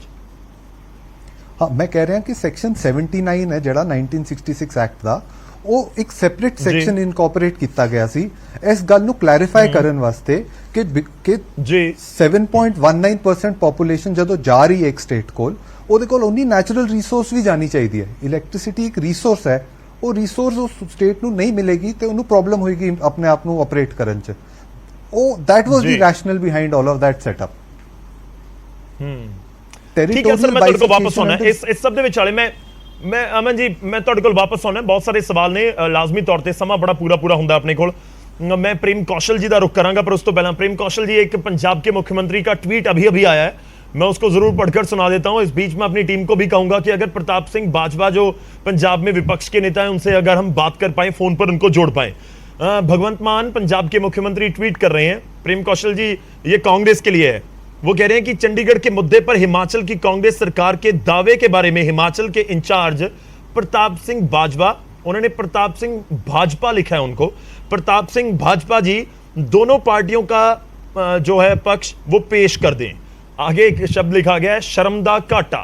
प्रेम कौशल जी, हम कोशिश करेंगे कि प्रताप बाजवा से भी बात हो पाए, लेकिन पॉइंट यह है कि जो आधार आप बनाने की कोशिश कर रहे हैं उसके ऊपर हरियाणा और पंजाब दोनों के इतराज है कि आप जिस पॉइंट को लेकर आ रहे हैं वो पॉइंट कोई ज्यादा सॉलिड नजर नहीं आ रहा कि आप 7.19% आपको चंडीगढ़ चाहिए। जब हमें बीबीएमबी में 7.19% शेयर मिला सुप्रीम कोर्ट से, उस चीज को भी हरियाणा और पंजाब पहले मंजूर नहीं करते थे, और अभी भी हमारा 4,000 करोड़ रुपया जो है पंजाब से एरियर जो है वो बकाया है लेने को। तो निश्चित तौर पर पंजाब कभी नहीं चाहेगा कि हमें जो हमारे हक हैं और जो क्लैश करते हैं हमारे इंटरेस्ट आपस में, उनमें हमें हमारे हक मिले, वो निश्चित तौर पे नहीं चाहेंगे। और ये फिर आम आदमी पार्टी के प्रवक्ता और माननीय मुख्यमंत्री पंजाब ने जो ट्वीट किया है, देखिए वो तो डिनाई करेंगे ही सर। मेरा एक और सवाल है, आप किस तरह से चंडीगढ़ में हक जता रहे हैं? 7.19% क्या चाहिए? क्योंकि ये यूटी है, क्या यहां पर जो एम्प्लॉयज हैं जो 60-40 का एक रेशो है उसमें आपको लगता है कि 7.19% हमारा भी ऐड कर दीजिए? टोटल रिसोर्सेज जो है उनके ऊपर हम 7.19% जो है वो क्लेम करने की प्रयास कर रहे हैं। अभी सब कमेटी बनी है, सब कमेटी इस एक्ट के आधार के ऊपर, सब एक्ट के आधार के ऊपर जो है, जो पंजाब का तर्क क्या है सर? पंजाब का तर्क यह है कि जब 1966 में पंजाब के कुछ इलाके दिए गए, वो भी जनसंख्या के हिसाब से बहुत ज्यादा दे दिए गए, ऑलरेडी बहुत ज्यादा दे दिया गया। नहीं, चलिए आम आदमी पार्टी को राजनीति करनी है, क्योंकि इनके हाथ से जाएगा तो निश्चित तौर पर इनको लगता है कि वहां पंजाब में इनको धक्का लगेगा। अगर ये चीज जो हम क्लेम कर रहे हैं, अगर हमारा क्लेम सेटल हो जाता है, हमारे हक में जाता है, तो निश्चित तौर पर उनको लगता है कि इससे हमें राजनीतिक नुकसान होगा। तो उसको ध्यान में रख के ही बाजवा जी को भी बीच में ला रहे हैं। बाजवा जी निश्चित तौर पर, आपको उम्मीद है सर कि हरियाणा का साथ मिल जाएगा? राजनीतिक जिम्मेदारी है, लेकिन वो पंजाब के नेता हैं, निश्चित तौर पर जब उनसे आप बात करेंगे, आपको लगता है कि हरियाणा का साथ मिल जाएगा इस मुद्दे के ऊपर? आपको यहाँ किसी का साथ मिलने का प्रश्न नहीं है, यहाँ प्रश्न कानून का है, नियमों का है, अधिकार का है। और हम कोई चंडीगढ़ में कोई जबरदस्ती कब्जा करने नहीं जा रहे हैं। हिमाचल प्रदेश की ऐसी कोई मंशा नहीं है कि चंडीगढ़ में जबरदस्ती हम लोग घुस जाएंगे, चंडीगढ़ के किसी जमीन के टुकड़े के ऊपर हम कब्जा कर लेंगे। ये एक न्याय संगत, कानून संगत और जो नियम है और एक्ट में अगर कोई ऐसा प्रोविजन है तो उसके आधार के ऊपर कांग्रेस पार्टी की सरकार जो है वो इस दावे को जो है वो कर रही है। आप कैबिनेट सब कमेटी की रिपोर्ट आने दीजिए, सब कमेटी की जो फाइंडिंग्स है कैबिनेट में जाएंगी। उसके बाद जहां तक ये कह रहे सुप्रीम कोर्ट जाए, बिल्कुल सुप्रीम कोर्ट में ही गई थी हिमाचल प्रदेश की गवर्नमेंट, और पंजाब देना नहीं चाहता था। उसके बावजूद सुप्रीम कोर्ट ने 7.19% शेयर है हमको दिया है, और उसी को आधार मानकर दिया। आप वही बीबीएमबी वाला रास्ता यहां भी अपनाने की कोशिश करेंगे। चलिए जवाब ले लीजिए एक बार। पासी जी हमारे साथ हैं, आम आदमी पार्टी को रिप्रेजेंट कर रहे हैं। पासी जी मैं ये कह रहा हूँ कि गौरव जी, जब सुप्रीम कोर्ट गई थी, गौरव जी, मैं इनको एक चीज पूछना चाहता हूँ। प्रेम कौशल जी, मैं चाहूंगा आप मुझे अनइंटरप्टेड बोलने दीजिए, मैं आपके बारे में नहीं बोला। मैं इनको एक चीज क्लियर शब्दों में बताना चाह रहा हूँ हिमाचल प्रदेश को, कि जब से हिमाचल प्रदेश बना है, क्या उसका 1 इंच भी एरिया जो है ਵਿਚਾਲੇ ਰੁਕਦੇ ਥੋੜਾ ਜਿਹਾ ਸਮਾਂ ਦਿਓ ਸਰ। ਸਾਡੇ ਨਾਲ ਪ੍ਰਤਾਪ ਸਿੰਘ ਬਾਜਵਾ ਜੁੜੇ ਨੇ, ਵਿਰੋਧੀ ਧਿਰ ਦੇ ਆਗੂ ਨੇ, ਪੰਜਾਬ ਕਾਂਗਰਸ ਦੇ ਵੱਡੇ ਲੀਡਰ। ਬਾਜਵਾ ਸਾਹਿਬ ਸਵਾਗਤ ਹੈ। ਮੁੱਖ ਮੰਤਰੀ ਦਾ ਟਵੀਟ ਹੋਪਫੁਲੀ ਤੁਸੀਂ ਪੜਿਆ ਹੋਵੇਗਾ। ਦਰਅਸਲ ਉਹ ਕਹਿ ਰਹੇ ਨੇ ਕਿ ਹਿਮਾਚਲ ਚੰਡੀਗੜ੍ਹ ਦੇ ਵਿੱਚ ਹਿੱਸਾ ਮੰਗ ਰਿਹਾ ਹੈ, ਤਾਂ ਹੁਣ ਬਾਜਵਾ ਸਾਹਿਬ ਦੱਸਣਗੇ, ਸਪਸ਼ਟ ਕਰਨਗੇ ਕਿ ਆਖਿਰ ਉਹ ਸਟੈਂਡ ਕਲੀਅਰ ਕਰਨਗੇ ਕਿ ਪੰਜਾਬ ਕਾਂਗਰਸ ਇਸ ਦੇ ਉੱਤੇ ਕੀ ਸਟੈਂਡ ਲੈਂਦੀ ਹੈ, ਕਿ ਤੁਹਾਡੇ ਕੋਲ ਹਿਮਾਚਲ ਕਾਂਗਰਸ ਦੇ ਤੁਸੀਂ ਇੰਚਾਰਜ ਹੋ। ਦੇਖੋ ਗੱਲ ਇਸ ਤਰ੍ਹਾਂ ਹੈ, ਪਹਿਲੀ ਗੱਲ ਤੇ ਤਾਂ ਭਗਵੰਤ ਸਿੰਘ ਮਾਨ ਜੀ ਦਾ ਜਿਹੜਾ ਇਹ ਟਾਈਮਿੰਗ ਹੈ ਟਵੀਟ ਦਾ, ਇਹਨੂੰ ਮੈਂ ਸੀਰੀਅਸਲੀ ਨਹੀਂ ਲੈਂਦਾ। ਹੈਲੋ ਜੀ, ਆਵਾਜ਼ ਆ ਰਹੀ ਹੈ ਤੁਹਾਡੀ? ਤਾਂ ਭਗਵੰਤ ਸਿੰਘ ਮਾਨ ਦਾ ਟਾਈਮਿੰਗ ਟਵੀਟ ਦਾ ਬੜਾ ਗਲਤ ਹੈ, ਕਿਉਂਕਿ ਇਸ ਟਾਈਮ ਉਹ ਭਗਵੰਤ ਸਿੰਘ ਮਾਨ ਤੋਂ ਪੈਗਵੌਂਡ ਸਿੰਘ ਮਾਨ ਬਣ ਜਾਂਦੇ ਨੇ, ਕਿਉਂਕਿ 5 ਵਜੇ ਸ਼ਾਮ ਤੋਂ ਬਾਅਦ ਭਗਵੰਤ ਮਾਨ ਪੈਗਵੌਂਡ ਸਿੰਘ ਮਾਨ ਬਣ ਜਾਂਦੇ ਨੇ ਇਸ ਟਾਈਮ, ਕਿਉਂਕਿ ਜੇ ਉਹ ਸੰਤੁਲਨ ਗਵਾ ਬਹਿਣ ਤੇ ਉਹਨਾਂ ਨੂੰ ਇਹ ਨਹੀਂ ਪਤਾ ਪ੍ਰਤਾਪ ਸਿੰਘ ਬਾਜਵਾ ਸਾਰਿਆਂ ਨਾਲੋਂ ਵੱਡਾ ਐਡਵੋਕੇਟ ਹੈ ਪੰਜਾਬ ਵਾਸਤੇ। ਪੰਜਾਬ ਤੇ ਚੰਡੀਗੜ੍ਹ ਦਾ ਹਿੱਸਾ ਹੈ, ਨਾ ਇਹਦੇ ਚ ਹਰਿਆਣੇ ਦਾ ਕੋਈ ਹਿੱਸਾ ਤੇ ਨਾ ਹਿਮਾਚਲ ਦਾ ਹਿੱਸਾ। ਮੇਰੀ ਗੱਲ ਇੱਕ ਸਮਝ ਲਓ, ਤੇ ਇਹ ਮੇਰੇ ਨਾਂ ਪਿੱਛੇ ਭਾਜਪਾ ਲਾਉਣ ਦੀ ਲੋੜ ਨਹੀਂ। ਏਕਨਾਥ ਸ਼ਿੰਦੇ ਗੱਲਾਂ ਕਰਦਾ ਚੰਗਾ ਨਹੀਂ ਲੱਗਦਾ, ਏਕਨਾਥ ਸ਼ਿੰਦੇ ਦੀ ਗੱਲ ਕਰਦੇ ਚੰਗੇ ਨਹੀਂ ਲੱਗਦੇ। ਇਹ ਤੇ ਭਾਜਪਾ ਇੱਕ ਕੋਇਨ ਦੇ ਦੋ ਪਹਿਲੂ ਨੇ, ਇੱਕ ਸਿੱਕੇ ਦੇ ਦੋ ਪਹਿਲੂ ਨੇ। ਪਹਿਲੇ 370 ਦੇ ਵਿੱਚ ਬਣੀ ਬਣਾਇਆ ਸੂਬਾ ਜੰਮੂ ਕਸ਼ਮੀਰ ਦੀ ਪਿੱਛੇ ਛੁਰਾ ਮਾਰ ਕੇ ਉਹਨੂੰ ਯੂਨੀਅਨ ਟੈਰੀਟਰੀ ਬਣਾ ਦਿੱਤਾ, ਇੱਕ ਮਿਨੋਰਟੀ ਸੂਬੇ ਨੂੰ। ਹੁਣ ਵੀ ਪੰਜਾਬ ਦੇ ਵਿੱਚ ਜਿਹੜਾ ਮਦਾਖਲਤ ਕਰ ਰਹੇ ਨੇ, ਭਾਵੇਂ ਗੁਰਦੁਆਰਾ ਐਕਟ 'ਚ ਮਦਾਖਲਤ ਹੋ ਰਹੀ ਹੈ, ਉਹ ਵੀ ਭਾਜਪਾ ਦੀ ਲੀਡਰਸ਼ਿਪ ਦੇ ਇਸ਼ਾਰੇ ਤੇ ਭਗਵੰਤ ਮਾਨ ਕਰ ਰਹੇ। ਉਸ ਤੋਂ ਬਾਅਦ ਸੀਏ ਦੇ ਵਿੱਚ ਉਹਦੇ ਵਿੱਚ ਭਾਜਪਾ ਦੀ ਮਦਦ ਕੀਤੀ। ਹੁਣ ਲੇਟੈਸਟ ਜਿਹੜੀ ਮਿਨੋਰਿਟੀਜ਼ ਦੇ ਖਿਲਾਫ ਇੱਕ ਇੰਨਾ ਵੱਡਾ ਯੂਨੀਫਾਈਡ ਇਹ ਜਿਹੜਾ ਕੋਡ ਲੈ ਕੇ ਆ ਰਹੀ ਹੈ ਭਾਜਪਾ, ਇਹਦੇ ਵਿੱਚ ਸਾਰਿਆਂ ਨੂੰ ਪਹਿਲੇ ਉਹ ਕਹਿੰਦੇ ਨੇ ਚੋਰ ਨੂੰ ਪੰਡ ਕਾਲੀ ਹੈ। ਅਜੇ ਤੇ ਬਿੱਲ ਨਹੀਂ ਆਇਆ ਤੇ ਨਾ ਪਹਿਲੇ ਹੀ ਕਹਿ ਦਿੱਤਾ ਕਿ ਅਸੀਂ ਭਾਜਪਾ ਦੇ ਨਾਲ ਹਾਂ ਜੀ। ਤੇ ਮੈਨੂੰ ਸਫਾਈ ਦੇਣ ਦੀ ਲੋੜ ਸਰ ਪੈਗਵੌਂਡ ਸਿੰਘ ਮਾਨ ਨੂੰ ਐਸੇ ਹੀ ਮੈਂ ਨਹੀਂ, ਕਿਉਂਕਿ ਆਹ ਟਾਈਮ ਉਹਨਾਂ ਦਾ ਪੈਗ ਲਾਉਣ ਦਾ ਹੋ ਜਾਂਦਾ। ਨਹੀਂ ਲੱਗ ਰਿਹਾ ਕਿ ਉਹਨਾਂ ਨੇ ਡਿਬੇਟ ਉਹ ਦੇਖ ਰਹੇ ਨੇ, ਹੋਪਫੁਲੀ ਤੁਹਾਨੂੰ ਸੁਣ ਵੀ ਰਹੇ ਹੋਣਗੇ, ਕਿਉਂਕਿ ਡਿਬੇਟ ਜਿਵੇਂ ਅਸੀਂ ਔਨ ਕੀਤੀ ਉਹਨਾਂ ਦਾ ਟਵੀਟ ਆ ਗਿਆ ਚੰਡੀਗੜ੍ਹ ਵਾਲੇ ਮਸਲੇ ਉੱਤੇ। ਉਹਨਾਂ ਨੂੰ ਟਵੀਟ ਉਹਨਾਂ ਦਾ ਛੱਡੋ, ਟਵੀਟ ਉਹ ਨਹੀਂ ਕਰਦੇ, ਹੈਂਡਲ ਇਹਨਾਂ ਦਾ ਦਿੱਲੀ ਦੇ ਵਿੱਚ ਕੇਜਰੀਵਾਲ ਦੇ ਕੋਲ ਹੈ। ਪਰ ਤੁਸੀਂ ਯੂਸੀਸੀ ਵਾਲਾ ਮੁੱਦਾ ਵੀ ਛੇੜ ਲਿਆ, ਪਰ ਗੱਲ ਇਹ ਹੈ ਕਿ ਉੱਥੇ ਵੀ ਹਿਮਾਚਲ ਵਾਲੇ ਪਾਸੇ ਇੱਕ ਉਂਗਲ ਚਲੀ ਜਾਂਦੀ ਹੈ। ਵਿਕਰਮਾਦਿੱਤਿਆ ਸਿੰਘ ਬਹੁਤ ਕਲੀਅਰਲੀ ਯੂਸੀਸੀ ਨੂੰ ਲੈ ਕੇ ਆਪਣਾ ਸਟੈਂਡ ਸਪਸ਼ਟ ਕਰ ਰਹੇ ਨੇ। ਵਿਕਰਮਾਦਿੱਤਿਆ ਸਿੰਘ ਜੋ ਮਰਜ਼ੀ ਕਹਿੰਦੇ ਰਹਿਣ, ਪੰਜਾਬ ਕਾਂਗਰਸ ਦਾ stand Chandigarh belongs solely to Punjab, neither to Haryana or to Himachal. ਪਹਿਲੀ ਗੱਲ ਆ, ਭਾਜਪਾ ਦੀ ਹਰ ਪਾਲਿਸੀ ਦੇ ਖਿਲਾਫ ਅਸੀਂ ਲਾਈਨ ਖਿੱਚ ਕੇ ਲੜਨੇ। 370 ਵਿੱਚ ਇਹ ਤੇ ਵੇਖੋ, ਮੈਂ ਪੁੱਛਣਾ ਚਾਹਨਾ ਅੱਜ ਸੀਐਮ ਪੰਜਾਬ ਨੂੰ, ਇੱਕ ਪਾਸੇ ਤੁਸੀਂ ਫੈਡਰਲਿਜ਼ਮ ਦੀ ਗੱਲ ਕਰਦੇ ਹੋ, ਦੂਜੇ ਪਾਸੇ ਇੱਕ ਬਣੇ ਬਣਾਏ ਸੂਬੇ ਨੂੰ ਜੰਮੂ ਕਸ਼ਮੀਰ ਨੂੰ ਤੁਸੀਂ ਯੂਨੀਅਨ ਟੈਰੀਟਰੀ 'ਚ ਬਦਲਵਾਤਾ। ਤੁਹਾਡੀ ਪਾਰਟੀ ਨੇ 370 ਵਾਪਸ ਲੈਣ 'ਚ ਮਦਦ ਕੀਤੀ, ਤੁਹਾਡੀ ਪਾਰਟੀ ਨੇ ਸੀਏਏ ਦੇ ਵਿੱਚ ਭਾਜਪਾ ਦੀ ਮਦਦ ਕੀਤੀ। ਹੁਣ ਅਜੇ ਬਿੱਲ ਨਹੀਂ ਆਇਆ ਤੇ ਤੁਸੀਂ ਪਹਿਲੇ ਮਾਰ ਕੇ ਛਾਲ ਪੰਜਾਬੀਆਂ ਦੇ ਇੰਟਰਸਟ ਦੇ ਖਿਲਾਫ, ਵਿਸ਼ੇਸ਼ ਤੌਰ ਸਿੱਖਾਂ ਦੇ ਇੰਟਰਸਟ ਦੇ ਖਿਲਾਫ ਇਹ ਜਿਹੜਾ ਐਕਟ ਹੈ, ਜਿਹੜਾ ਯੂਨੀਫਾਰਮ ਕੋਡ ਜਿਹੜਾ, ਉਹਨੂੰ ਤੁਸੀਂ ਕਿਹਾ ਅਸੀਂ ਸਪੋਰਟ ਕਰਾਂਗੇ। ਚਲੋ ਸਾਨੂੰ ਸਫਾਈ ਦੇਣ ਦੀ ਲੋੜ ਭਗਵੰਤ ਮਾਨ ਨੂੰ ਹੈ ਨਹੀਂ। ਨਾ ਮੈਂ ਭਗਵੰਤ ਮਾਨ ਨੂੰ ਪੰਜਾਬੀ ਮੰਨਣਾ, ਨਾ ਇਹਨਾਂ ਨੂੰ ਮੈਂ ਸਿੱਖ ਹੀ ਮੰਨਣਾ, ਕਿਉਂਕਿ ਨਾ ਇਹਨਾਂ ਦੇ ਨਾਂ ਵਿੱਚ ਸਿੰਘ ਹੈ, ਨਾ ਇਹਨਾਂ ਦੀ ਦਸਤਾਰ ਦੇ ਥੱਲੇ ਕੇਸ ਹੈ। ਸਟੈਂਡ ਸਪਸ਼ਟ ਕਰਨ ਵਾਲੀ ਗੱਲ ਹੋ ਰਹੀ ਹੈ, ਕਿਉਂਕਿ ਉਹ ਕਹਿੰਦੇ ਹਿਮਾਚਲ ਮੰਗ ਰਿਹਾ ਹੈ ਹਿੱਸਾ ਪੰਜਾਬ ਤੋਂ। ਮੰਗ ਰਿਹਾ ਹਿਮਾਚਲ ਆਪਣਾ ਹਿੱਸਾ ਕਿਉਂ ਨਾ ਮੰਗੇ, ਉਹ ਆਪਣਾ ਹਿੱਸਾ ਮੰਗਣਗੇ। ਇਹ Punjab we are advocates of Punjab. ਇਹ ਫਿਰ ਜੋ ਆ ਜਿਹੜਾ ਆਪਣਾ ਕੇਜਰੀਵਾਲ ਇਹ ਸਪਸ਼ਟ ਕਰੇ SYL ਤੇ, does Kejriwal stand with Haryana ਔਰ ਪੰਜਾਬ। ਮਤਲਬ ਤੁਸੀਂ ਸਟੈਂਡ ਕਲੀਅਰ ਕਰ ਰਹੇ ਹੋ ਕਿ ਪੰਜਾਬ ਕਾਂਗਰਸ ਬਿਲਕੁਲ ਖਿਲਾਫ ਹੈ ਚੰਡੀਗੜ੍ਹ ਦੇ ਸਟੈਂਡ ਦੇ ਉੱਤੇ। ਇਹ ਆਪਣਾ ਸਟੈਂਡ ਕਲੀਅਰ ਕਰੇ, ਇਹ ਭਾਜਪਾ ਦੇ ਨਾਲ ਤੇ ਅਸਲ ਇਹ ਨੇ। ਆਪਣਾ ਮੋਢਾ ਦਿੱਤਾ ਭਗਵੰਤ ਮਾਨ ਨੇ ਸੈਂਟਰ ਦੀ ਸਰਕਾਰ ਨੂੰ, ਜਿਹੜਾ ਗੁਰਦੁਆਰਾ ਐਕਟ ਦੇ ਵਿੱਚ ਤਰਮੀਮ ਲੈ ਕੇ ਆਇਆ। ਇਹ ਬਕਾਇਦਾ ਤੌਰ ਭਾਜਪਾ ਦੀ ਸੈਂਟਰਲ ਗਵਰਨਮੈਂਟ ਦੇ ਕਹਿਣ ਤੇ ਇਹਨੇ ਕੰਮ ਕੀਤਾ ਜੀ। ਤੋ ਇਹ ਸਾਰਿਆਂ ਨੂੰ ਵੱਡਾ ਮਦਈ ਭਾਜਪਾ ਦਾ ਇਹ ਹੈ। ਆਉਂਦੇ ਟਾਈਮ ਵਿੱਚ ਏਕਨਾਥ ਸ਼ਿੰਦੇ ਸਾਬਤ ਹੋਣਾ। ਜਿੱਦਣ ਮਹਾਰਾਸ਼ਟਰ ਵਾਲਾ ਜਹਾਜ਼ ਆ ਕੇ ਚੰਡੀਗੜ੍ਹ ਲੱਗਣਾ, ਪਹਿਲੀ ਸਵਾਰੀ ਪੈਗਵੌਂਡ ਸਿੰਘ ਮਾਨ ਚੜੇਗੀ ਉਹਦੇ। ਬਾਜਵਾ ਸਾਹਿਬ ਇੱਕ ਛੋਟਾ ਜਿਹਾ ਆਖਰੀ ਰਿਐਕਸ਼ਨ ਤੁਹਾਡਾ, ਤੁਹਾਡੇ ਨਾਮ ਨੂੰ ਲੈ ਕੇ ਉਹ ਬਹੁਤ ਨਿਸ਼ਾਨੇ ਸਾਧਦੇ ਨੇ, ਤੁਸੀਂ ਉਹ ਟਵੀਟ ਪੜ੍ਹਿਆ ਵੀ ਹੋਏਗਾ, ਪਰ ਗੱਲ ਇਹ ਹੈ ਕਿ ਜਦੋਂ ਪੰਜਾਬ ਕਾਂਗਰਸ ਦੇ ਇੱਕ ਵੱਡੇ ਆਗੂ ਇੰਚਾਰਜ ਦੇ ਤੌਰ ਦੇ ਉੱਤੇ ਹਿਮਾਚਲ ਕਾਂਗਰਸ ਦੇ ਆਗੂਆਂ ਦੇ ਨਾਲ ਮਿਲਣਗੇ, ਫਿਰ ਇਹ ਚੰਡੀਗੜ੍ਹ ਵਾਲਾ ਮਸਲਾ ਕਿਤੇ ਕੋਈ ਵਿਚਾਲੇ ਰੇੜਕੇ ਦੀ ਵਜ੍ਹਾ ਨਹੀਂ ਬਣ ਜਾਏਗਾ। ਤੁਸੀਂ ਬਿਲਕੁਲ ਫਿਕਰ ਨਾ ਕਰੋ, ਪ੍ਰਤਾਪ ਸਿੰਘ ਬਾਜਵਾ ਅਖੀਰਲੇ ਸਾਹ ਤੱਕ ਪੰਜਾਬ ਨਾਲ ਖਲੋਤਾ, ਹਿਮਾਚਲ ਨਾਲ ਨਹੀਂ। ਹਿਮਾਚਲ ਸਾਡੀ ਪਾਰਟੀ ਦਾ ਰਾਜ ਜ਼ਰੂਰ ਹੈ, ਜਿਸ ਤਰ੍ਹਾਂ ਦਿੱਲੀ 'ਚ ਇਹਨਾਂ ਦਾ ਜੀ।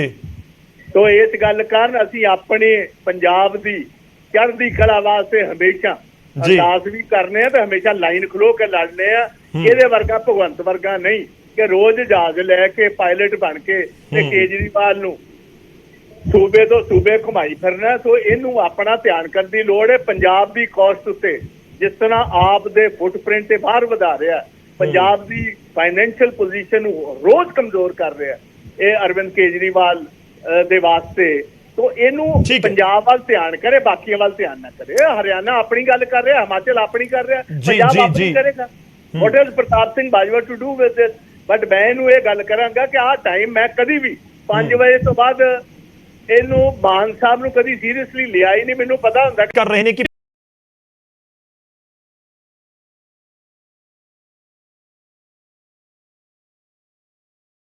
पहुंच गई होगी। ਅੱਜ ਗੱਲ ट्वीट ਦੇ ਜ਼ਰੀਏ ਵੀ ਬੜੇ ਸਾਰੇ ਜਵਾਬ ਦਿੱਤੇ ਜਾਂਦੇ ਨੇ। उम्मीद है प्रताप बाजवा जी ट्वीट ਦੇ ਨਾਲ जवाब दे देंगे। प्रवीण अत्रे जी कि भाजपा की हर पॉलिसी के खिलाफ लड़ेंगे और धारा 370 हटाने के विरुद्ध बात कर रहे थे। अब देखिए कांग्रेस का असली चेहरा। जब धारा 370 हटी तो उसका सबसे बड़ा विरोध किसने किया था? पाकिस्तान ने। इमरान खान यूनाइटेड नेशन तक में चले गए थे कि भारत ने धारा 370 कैसे हटा दी, और उसका समर्थन कौन कर रही है? कांग्रेस, प्रताप सिंह बाजवा। अगर आपको याद होगा फारूक अब्दुल्ला ने तो यहां तक कह दिया था कि चाइना की मदद लेंगे दोबारा धारा 370 लागू करने के लिए। तो जिन लोगों की सोच, ये भाजपा के विरुद्ध नहीं लड़ रहे, ये देश के विरुद्ध लड़ रहे हैं। आज हम टॉपिक पर जरूर रहें सर, टॉपिक पर जरूर रहें। पीछे वैसे भी समय बहुत कम है हमारे पास। लड़ रही है जी जी पासी साहब, मैं कौशल जी आपके पास आ रहा हूं। पासी जी बहुत छोटा कमेंट रखियो सर, समा बहुत पीछे है। मैं अमन जी ਤੁਹਾਡੇ ਕੋਲ ਵੀ ਆਵਾਂਗਾ। ਮੈਨੂੰ ਸਿਰਫ 2 ਮਿੰਟ ਚਾਹੀਦੇ ਆ। ਮੈਂ ਇੱਕ ਗੱਲ ਕਹਿਣਾ ਚਾਹੁੰਦਾ ਕਿ people may doubt what you say but they always believe what you do. Bhagwant Singh Mann ji ਦੇ ਦਿਲ ਦੇ ਵਿੱਚ ਪੰਜਾਬ ਵਸਦਾ, ਉਹਨਾਂ ਦਾ ਇੱਕ ਇੱਕ ਫੈਸਲਾ ਜਿਹੜਾ ਪੰਜਾਬ ਦੇ ਹੱਕ ਵਿੱਚ ਗਿਆ। ਔਰ ਜਿਹੜੀ ਇਹ ਗੱਲ ਕਰ ਰਹੇ ਆ ਨਾ ਭਾਜਪਾ ਦੇ ਨਾਲ, ਤਾਂ ਇਹਨਾਂ ਦੀ ਔਰ ਫਤਿਹ ਜੰਗ ਬਾਜਵਾ ਜੀ ਦੀ ਸੀਟ ਐਡਜਸਟਮੈਂਟਸ ਹੋਈਆਂ ਸੀਗੀਆਂ।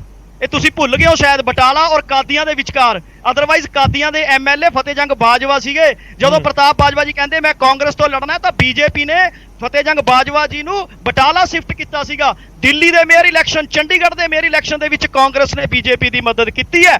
ਇਹ ਮੈਂ ਤੁਹਾਨੂੰ ਕਲੀਅਰ ਦੱਸਦਾ। ਔਰ ਤੀਸਰੀ ਚੀਜ਼ ਜਿਹੜੀ ਇਹ ਗੱਲ ਕਰ ਰਹੇ ਆ, ਪੁਆਇੰਟ ਦੇ ਉੱਤੇ ਰਹੀਏ ਨਾ ਸਰ, ਆਪਾਂ ਚੰਡੀਗੜ੍ਹ ਵਾਲੇ ਮੁੱਦੇ ਦੇ ਉੱਤੇ ਡਿਬੇਟ ਕਰ ਰਹੇ ਹਾਂ। ਮੇਰਾ ਬਹੁਤ ਛੋਟਾ ਜਿਹਾ ਸਵਾਲ ਹੈ ਇੱਕ, ਮੈਂ ਉਸ ਪੁਆਇੰਟ ਦੇ ਉੱਤੇ ਆ ਰਿਹਾ। ਪਾਸੀ ਸਾਹਿਬ ਤੁਸੀਂ ਜਵਾਬ ਦਿਓ।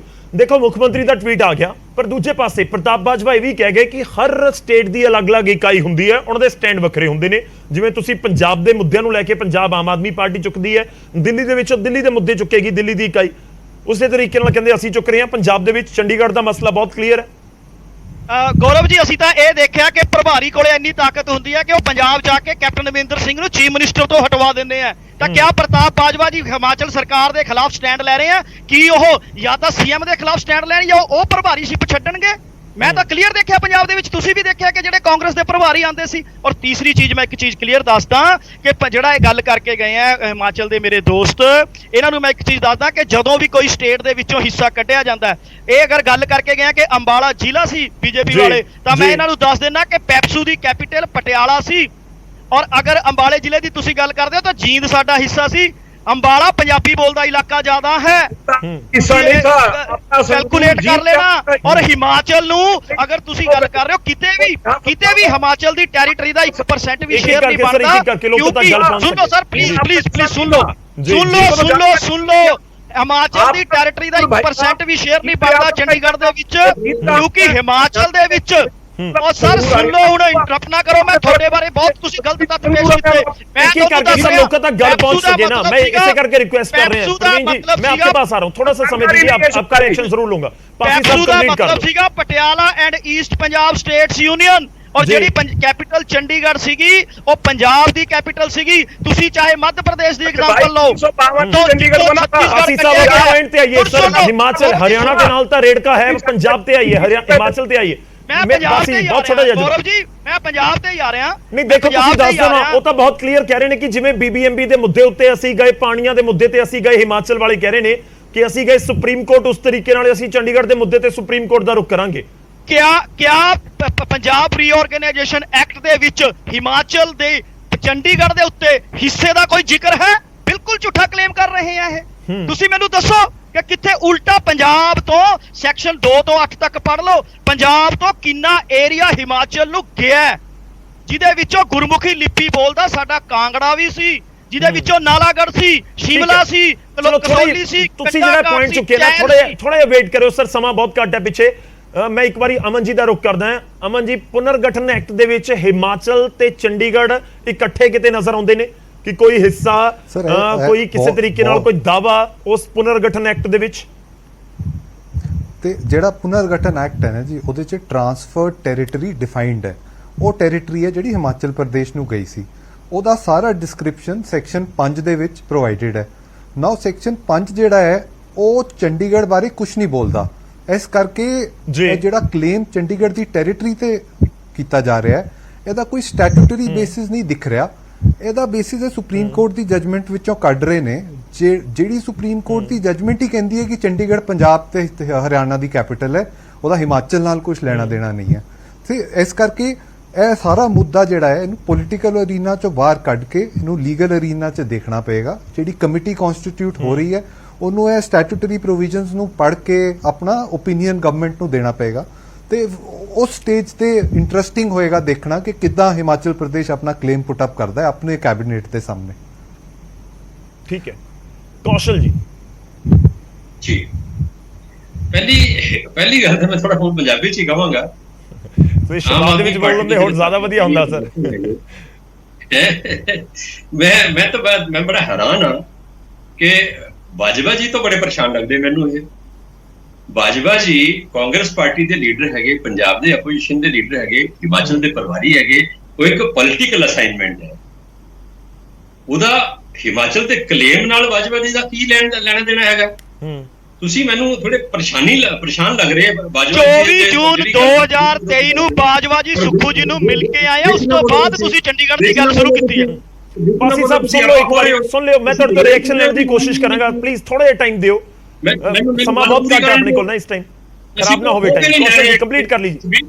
ਕੌਸ਼ਲ ਜੀ ਕੰਪਲੀਟ ਕਰ। ਕੋਈ ਪ੍ਰੋਵੀਜ਼ਨ ਹੋਵੇ ਉਸ ਪ੍ਰੋਵੀਜ਼ਨ ਦੇ ਮਾਧਿਅਮ ਨਾਲ ਹੀ ਅਸੀਂ ਆਪਣਾ ਕਲੇਮ ਕਰਾਂਗੇ ਤੇ ਉਹਦੀ ਲੜਾਈ ਲੜਾਂਗੇ। ਠੀਕ ਹੈ। ਇਹ ਅਸੀਂ ਚੰਡੀਗੜ੍ਹ ਤੋਂ ਕੋਈ ਖੋ ਕੇ ਤੁਹਾਡੇ ਤੋਂ ਖੋ ਕੇ ਥੋੜੇ ਨਾ ਕੁਝ ਲੈ ਰਹੇ ਹੋ। ਤੁਸੀਂ ਤਾਂ ਏਦਾਂ ਗੱਲ ਕਰੋ ਜਿੱਥੋਂ ਤੁਹਾਡੀ ਮਲਕੀਅਤ ਹੈ। ਨਹੀਂ ਕੌਸ਼ਲ ਜੀ, ਗੱਲ ਇਹ ਹੋ ਰਹੀ ਹੈ ਕਿ ਪੁਨਰਗਠਨ ਐਕਟ ਦੇ ਵਿੱਚ ਕਿਤੇ ਵੀ ਜ਼ਿਕਰ ਨਹੀਂ ਕਿ ਹਿਮਾਚਲ ਤੇ ਚੰਡੀਗੜ੍ਹ ਦਾ ਕੋਈ ਕਬਜ਼ਾ ਜਾਂ ਕੋਈ ਹਿੱਸਾ ਹੈ।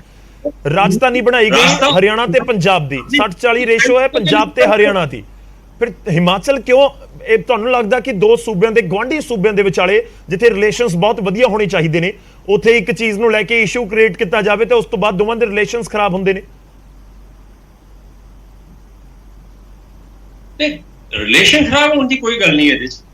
देखिए, हर स्टेट अपने आप में फेडरल सिस्टम में कंप्लीट स्टेट है और हर स्टेट को अपने जो राइट्स हैं उनकी बात करने का अधिकार है और कानून में, संविधान में जो प्रोविजन है उनके मुताबिक अगर कोई किसी सूबे की सरकार या किसी सूबे के लोग अपने हक की बात उठा रहे हैं तो ये कोई गैर कानूनी नहीं है। इसमें विचलित होने की आवश्यकता नहीं है, इसमें परेशान होने की आवश्यकता नहीं है, इसमें गुस्सा होने की आवश्यकता नहीं है।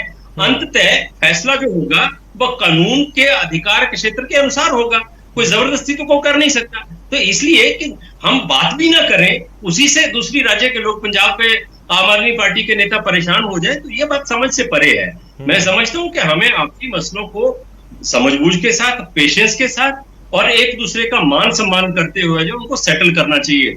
आम आदमी पार्टी के जो प्रवक्ता है उनका बिहेवियर इस डिबेट में मैं बहुत दुर्भाग्यपूर्ण रहा है। मैं ये कहना चाहता हूं कि उन्होंने इस डिबेट को पर्सनल वो लेते हुए जो है वो अलग तरह से बात की है और इन्होंने बहुत गुस्से के लहजे में, लड़ाई के अंदाज में जो है वो अपनी बात को रखा है, जो मैं समझता हूं कि किसी भी तरह से सही नहीं। चलिए हम जवाब लेने की कोशिश कर लेंगे। प्रवीण अत्रे जी, ਤੁਹਾਡਾ फाइनल कमेंट सर, ਤੁਸੀਂ ਕੁਝ ਕਹਿਣਾ ਵੀ ਚਾਹ ਰਹੇ ਸੀ।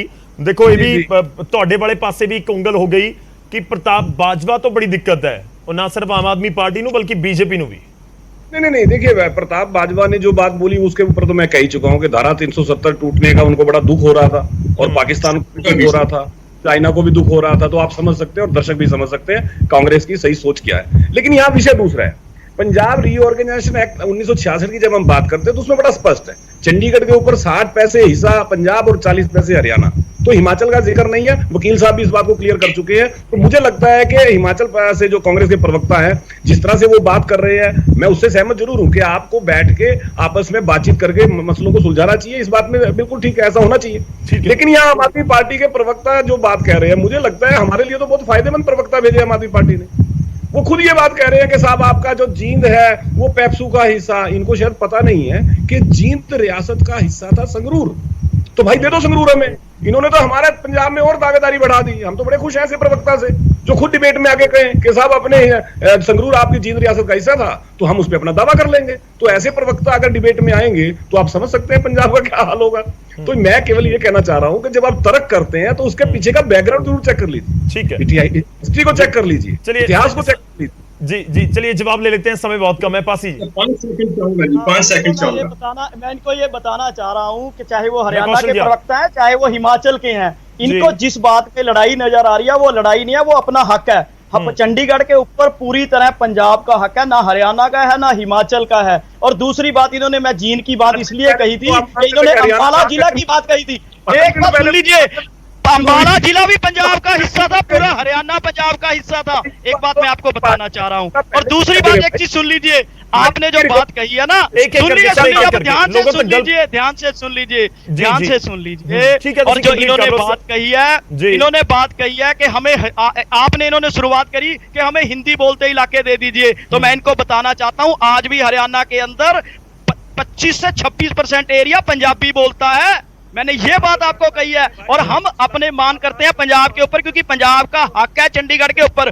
हरियाणा को 1970 में क्लियर हो चुका था कि आप अपनी अल्टरनेटिव कैपिटल बना लीजिए। और मैं एक चीज और गौरव जी बताना चाहता हूं, 1948 से लेके 1953 तक शिमला पंजाब की राजधानी रहा है टेम्परेरी तौर पे। अगर ये हिमाचल वाले बात कर रहे हैं तो मैं इनको ये भी क्लियर कर दूं। और अगर ये बात कर रहे हैं तो सिर्फ 7.19% पानी के ऊपर, बीबीएमबी के ऊपर डिसीजन जो वकील साहब क्लियर कर चुके हैं। तैयार रहिए पासी जी, तैयार रहिए। लग रहा है कि वो सुप्रीम कोर्ट जाएंगे और पंजाब को अपना पक्ष बिल्कुल सामना करेंगे। पंजाब का एक कौशल जी कुछ कहना चाह रहे हैं? चंडीगढ़ का नहीं जाएगा जी। जी कौशल जी कुछ कहना चाह रहे हैं? कौशल जी प्लीज सर, मैं 10 सेकंड दे पाऊंगा, समय खत्म हो गया। छोटी सी बात कहना चाह रहा हूँ कि हमारे हरियाणा से जो भारतीय जनता पार्टी के प्रवक्ता हैं, मुझे लग रहा था कि आज की डिबेट में ये पाकिस्तान, चाइना, हिंदू मुस्लिम ये आया नहीं। बाजवा जी ने कहीं भी 370 धारा को हटाने का जिक्र नहीं किया। उन्होंने सिर्फ इतना कहा कि इन्होंने J&K जो थी उसको स्टेट से यूनियन टेरिटरी बना दिया। उन्होंने 370 का जिक्र बिल्कुल नहीं किया। लेकिन हाँ, क्योंकि भारतीय जनता पार्टी का ये चरित्र है, कहीं से ये हिंदू मुस्लिम और पाकिस्तान और चाइना, ये इन चीजों को हर तकरार सर ऐसी चलती रहेगी। लेकिन देखना होगा कि आपकी सब कमेटी क्या कुछ रिपोर्ट आपको सौंपती है, सरकार को सौंपती है, और उसके बाद हिमाचल की गवर्नमेंट का अगला एक्शन क्या होगा। चलिए शुक्रिया, बहुत बहुत धन्यवाद हमारे साथ जुड़ने के लिए। अमन जी माफी चाहूंगा, लास्ट रिएक्शन ਦੇ ਲਈ नहीं आ पाऊंगा। ਧੰਨਵਾਦ ਸਾਰੇ ਮਹਿਮਾਨਾਂ ਦਾ ਸਾਡੇ ਨਾਲ ਜੁੜਨ ਦੇ ਲਈ। ਅਤਰੀ ਸਾਹਿਬ, ਪਾਸੀ ਜੀ ਧੰਨਵਾਦ। ਮੁੱਦਾ ਚੰਡੀਗੜ੍ਹ ਦਾ, ਔਰ ਚੰਡੀਗੜ੍ਹ ਦੇ ਇਸ਼ੂ ਦੇ ਉੱਤੇ ਪਹਿਲਾਂ ਹੀ ਤਕਰਾਰ ਪੰਜਾਬ ਤੇ ਹਰਿਆਣਾ ਦੇ ਵਿਚਾਲੇ ਜ਼ਬਰਦਸਤ ਹੈ।